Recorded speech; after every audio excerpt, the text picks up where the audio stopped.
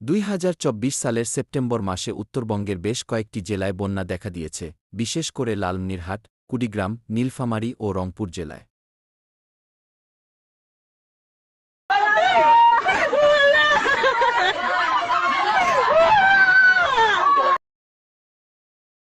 এই বন্যার প্রধান কারণ তিস্তা নদীর পানির স্তর বৃদ্ধি, যা ভারত থেকে নেমে আসা অতিরিক্ত পানি এবং অতিবর্ষণের ফলে ঘটেছে।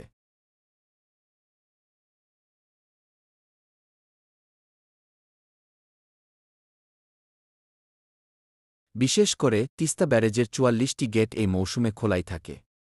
তাই ভারত, নেপালে ভারী বৃষ্টি হওয়ায় পানির উচ্চতা বিপদসীমার নিচে থাকলেও দ্রুত বাড়তে শুরু করে।